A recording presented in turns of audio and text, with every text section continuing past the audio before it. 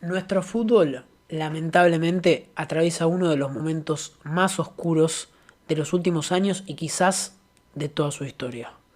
No descubro nada, la mayoría de los hinchas del fútbol argentino se quejan constantemente de que el producto dejó de ser atractivo, de que los equipos no son tan competitivos como antes, de que los planteles y de los jugadores no están a la altura de lo que supimos ver en el fútbol argentino hace no tanto tiempo, quizás 10 o 20 años atrás. Pero más allá de los formatos, de la cantidad de los equipos en primera y en la B nacional, de la jerarquía de los planteles, de las dirigencias, de los cambios de entrenadores, más allá de lo que es algo un poco más superficial y que está a la vista de todos, quiero hablar de un problema que capto un poco más profundo en el fútbol argentino. Y es que desde hace un par de años en el fútbol argentino está prohibido perder.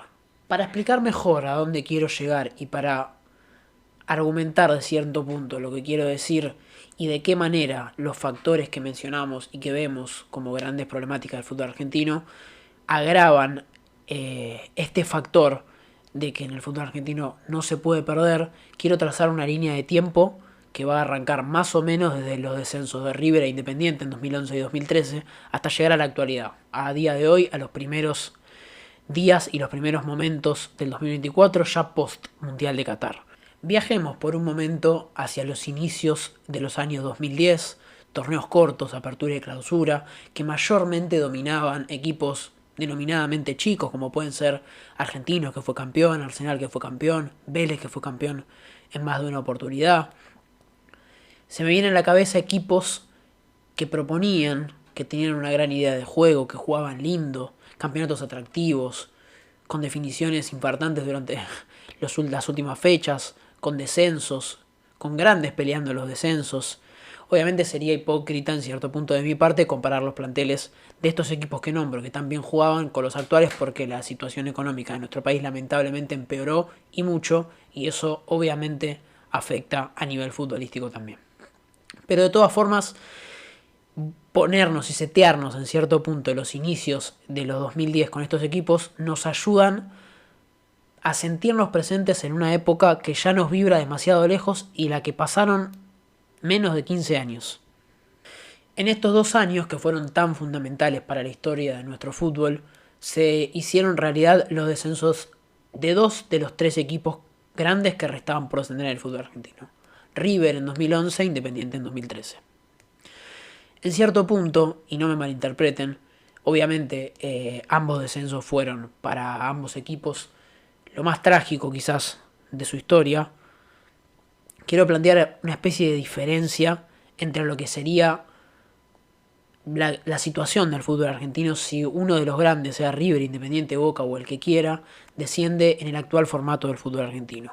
Sería 150.000 veces más catastrófico que como fueron los descensos de River e Independiente en el año 2011 y 2013, que tuvieron que rápidamente reconstruirse para volver en tan solo un año a la primera división de nuestro fútbol. ¿Se imaginan qué hubiese pasado si este año Independiente descendía a la Primera Nacional? Hubiese sido mucho más catastrófico y mucho más grave descender a un campeonato como es el de la B actual, además de cómo hubiesen intervenido los medios de comunicación en toda esta faceta y en todo esta catástrofe y este fracaso de un posible descenso de Independiente. Igualmente los formatos me voy a meter un poco más adelante, pero quería hacer esta especie de comparación para dejar en claro por dónde va un poco la idea del video. Lo que quiero decir es que rápidamente River e Independiente tuvieron que deshacer lo hecho en las campañas anteriores, que consumó su descenso, para reconstruirse y volver rápidamente a la primera división, lugar donde claramente necesitan estar. Obviamente volvería a estar mal comparar lo que es un descenso a día de hoy con lo que fue los descensos hace 10 años, porque es muy diferente descender en un campeonato en el que vos venís de jugar contra otros 19 equipos y bajás a un campeonato que jugás nuevamente contra 19 equipos y además te premia la regularidad porque jugás todo el año en un campeonato largo, a diferencia de hoy que vos venís de jugar un torneo de 28 equipos y bajás a uno de 2 zonas de 39 que no premia la regularidad porque vos podés quedar octavo y ganar la final del reducido y acabar ascendiendo. Obviamente es muy diferente, son muy, muy, muy diferentes las realidades y las situaciones, pero sirve un poco para hacer la comparación.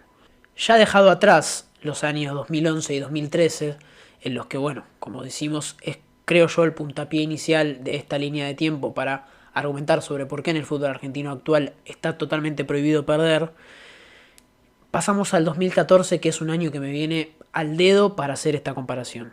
En este año me voy a ampliar a lo que es el seleccionado nacional también, que no lo toqué en el puntito anterior, pero este es un año en el que me viene genial para hacer la comparación de cómo se vivía el fútbol argentino hace 10 años y cómo se vive actualmente. Vamos a arrancar por River. River descendió en junio del 2011 y menos de 3 años después, porque fue en mayo del 2014, volvió a ser campeón del torneo argentino después de ganarle 5-0 a Quilmes en la cancha de River y se volvió a consagrar campeón del fútbol argentino. ¿Qué quiere decir? Que en muy poco tiempo, logró revertir una realidad totalmente oscura como es un descenso y catastrófica para volver a ser un equipo de élite en el fútbol argentino. A su vez, este mismo año ganó la Copa Sudamericana, dejando en el camino a Boca, su eterno rival, y cerró un año de maravilla. ¿Se imaginan como si fuese hoy? ¿Qué pasaría hoy si uno de los grandes desciende? ¿Cómo estaría en 3 años con lo difícil que es volver a jugar la primera división? Porque el campeonato de la B es insoportable. Les aseguro que sería imposible que ningún equipo que desciende 3 años después sea campeón del fútbol argentino, ni mucho menos de una Copa Sudamericana. Independiente es otro de los casos que rápidamente dejó atrás lo que vivió en su descenso y volvió a primera un mes después de que River se consagre campeón del fútbol argentino, ganándole aquel recordado desempate Huracán en La Plata y bueno, volviendo a primera división como tercero de la B Nacional.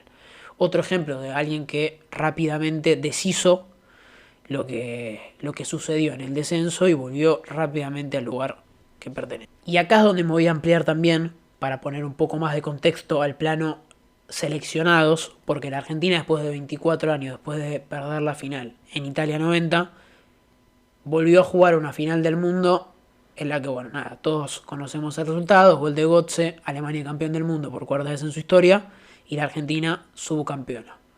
Pero acá es donde hago el paréntesis.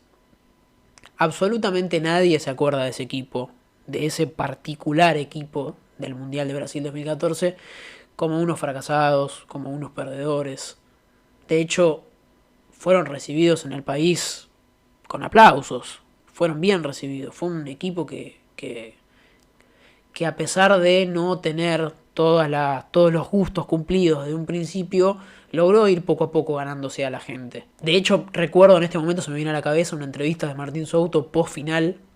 Leo, te digo lo mismo que le dije a todos los muchachos. Puede sonar raro, pero felicitaciones, porque es así, son 32 equipos y se salió segundo. Algunos piensan que es un fracaso. ¿Qué opinión tenés vos? No, creo que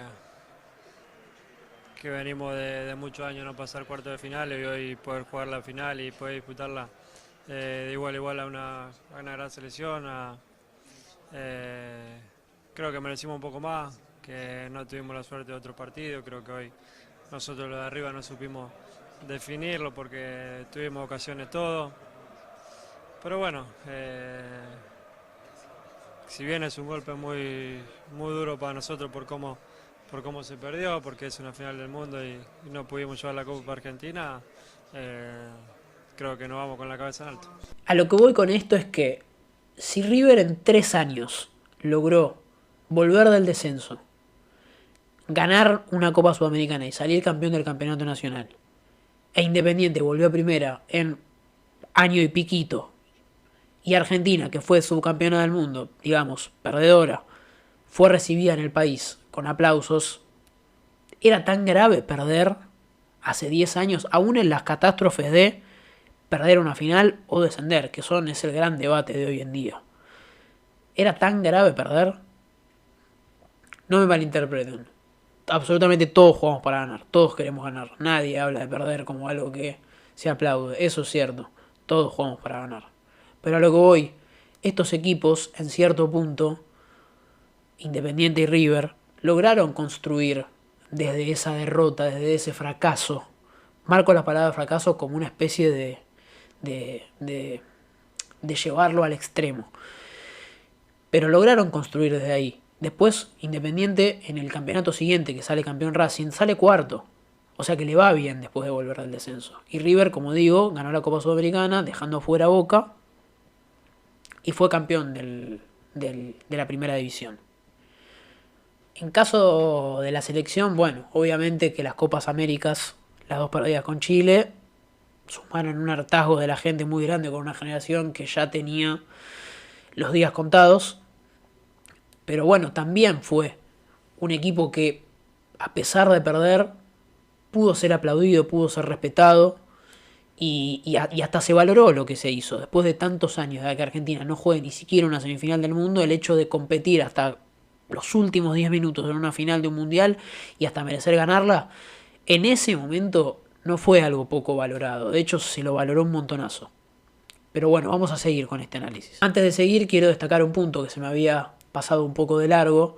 El equipo al que River elimina de Boca en esa semifinal con el gol de Pisculichi en cancha de River es el mismo equipo del Vasco Arrobarrena que juega un año después la Copa Libertadores del 2015, que vuelve a quedar afuera con River, pero que acaba saliendo campeón del campeonato de 30 equipos, aquella liga larguísima, que creo que debería ser un poco más valorada por el hincha de Boca, pero eso es otro asunto. Pero a lo que voy, hace menos de 10 años, o van a ser 10 años, Arrobarrena quedó afuera con River 2 veces y aún así se lo bancó y acabó saliendo campeón de un título, creo yo, bastante importante por la dificultad de ese torneo, por la cantidad de equipos. Hoy en día, casi 10 años después, Almirón, después de perder la final con Fluminense, ni siquiera pudo volver al predio al otro día y renunció casi que por teléfono. Es mucha la diferencia de la gravedad de perder hoy con hace 10 años. Vamos a saltar directamente al año 2017, año en el que se empieza a quebrar hacia una cosa más negativa la historia de nuestro fútbol.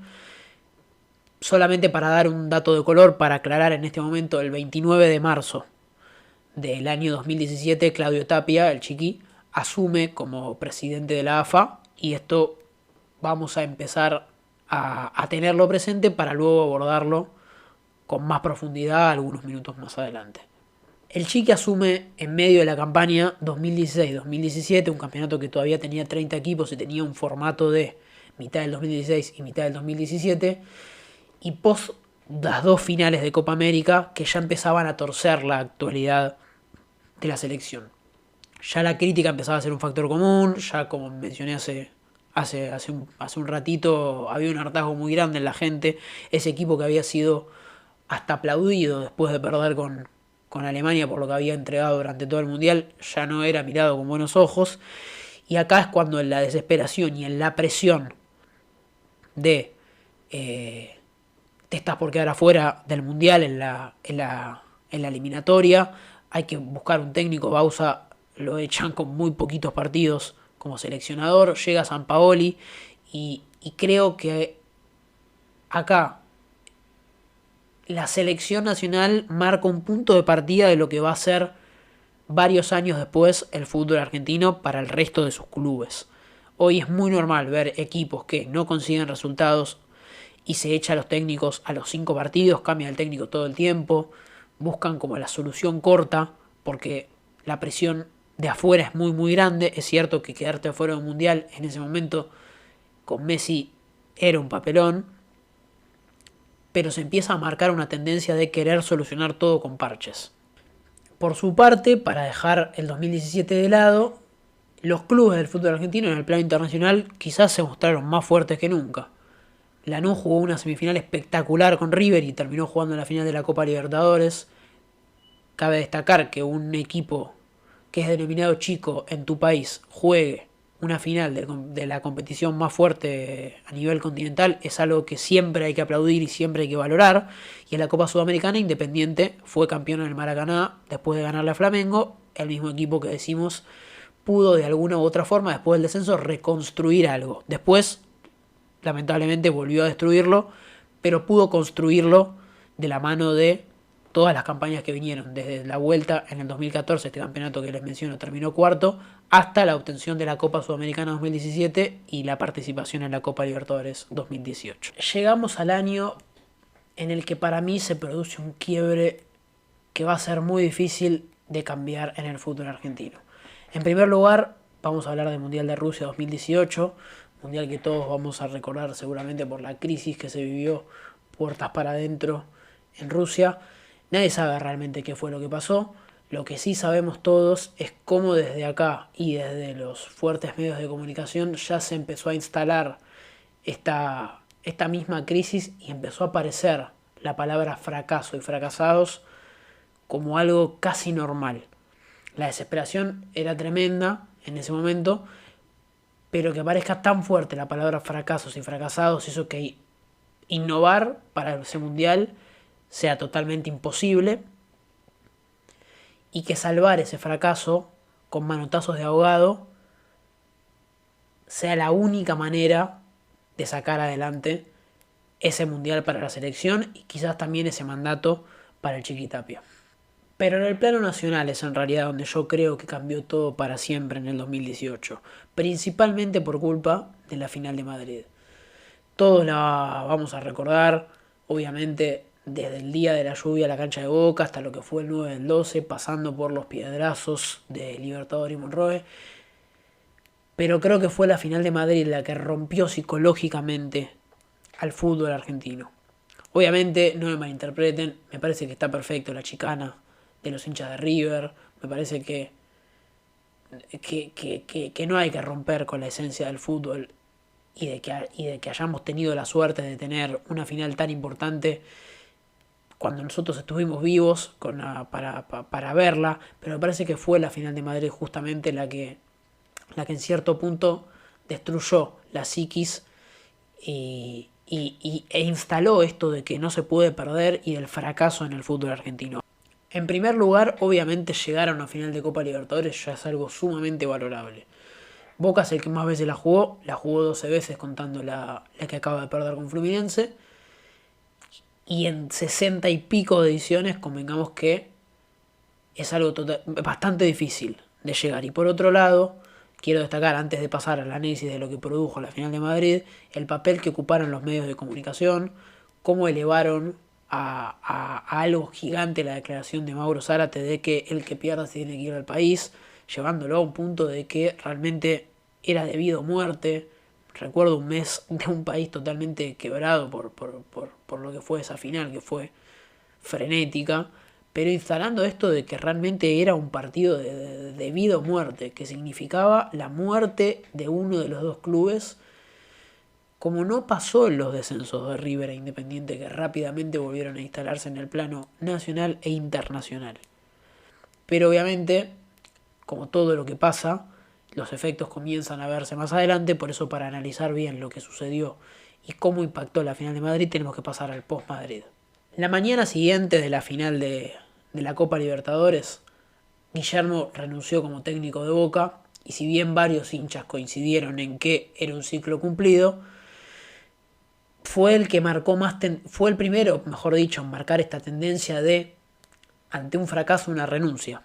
¿A qué voy con esto? Después de Guillermo, Bataglia y también Almirón, inmediatamente después de una eliminación de Copa Libertadores, agravado obviamente por el factor final, decidieron terminar con su contrato en Boca.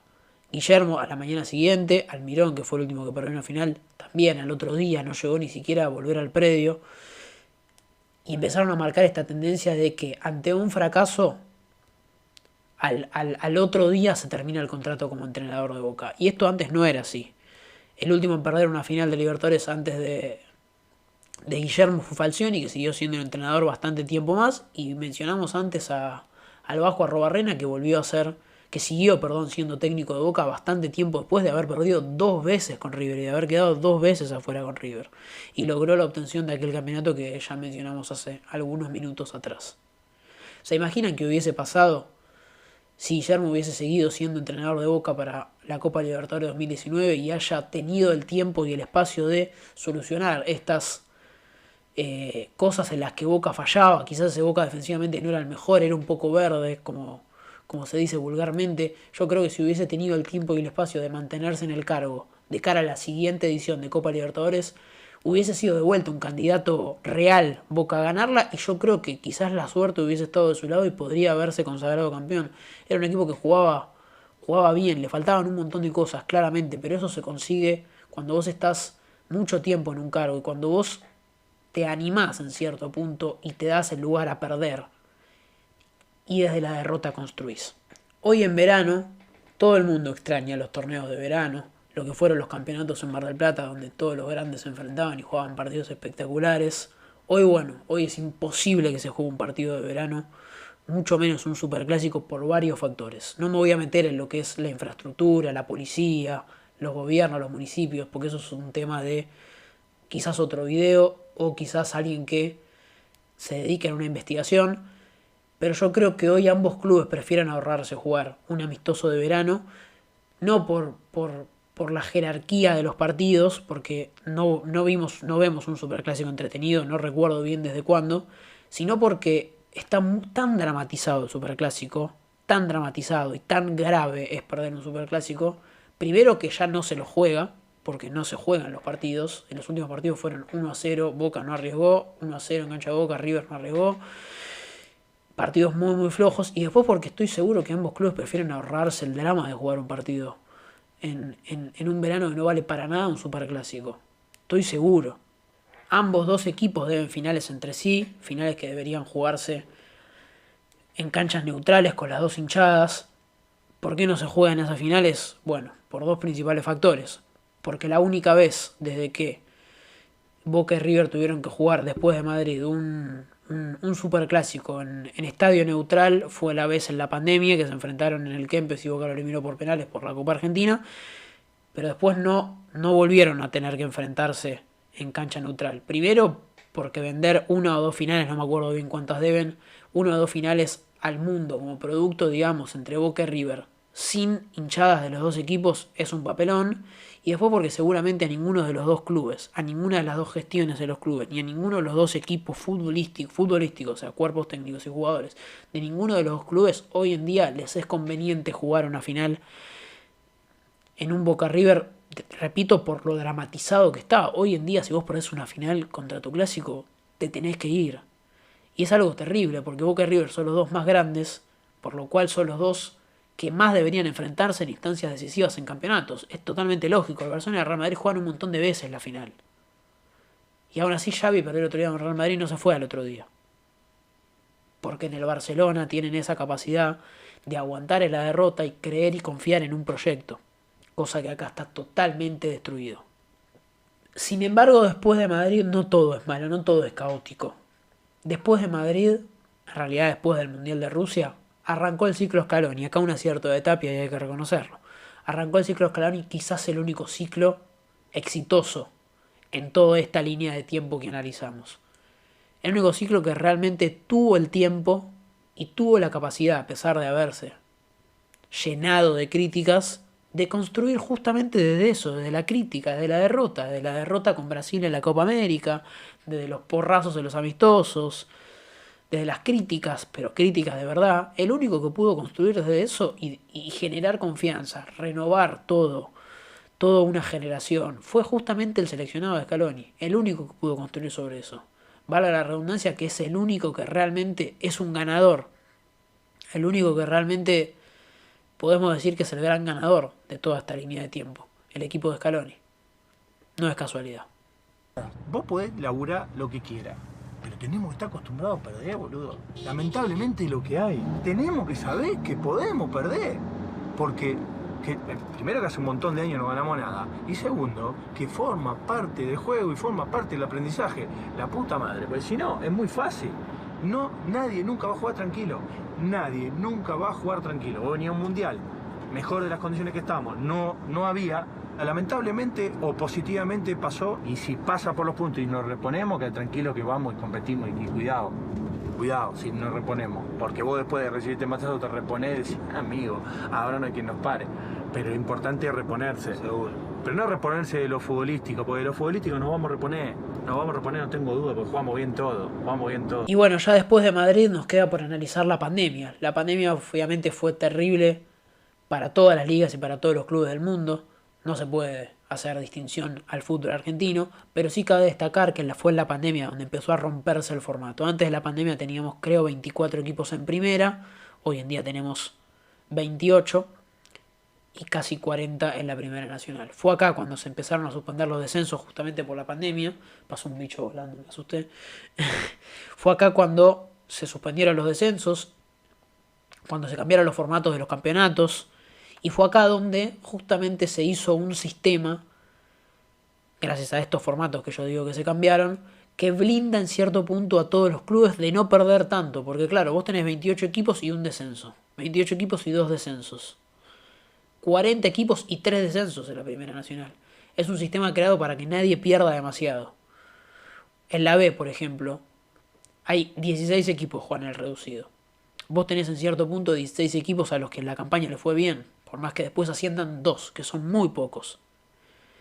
Pero lo que digo con esto es que con la suspensión de los descensos, además de obviamente el problema que tenés hoy de que tenés un montón de equipos en las dos principales competiciones y que es muy difícil de arreglar porque no podés descender tantos equipos de un tirón, es que los blindaste a todos.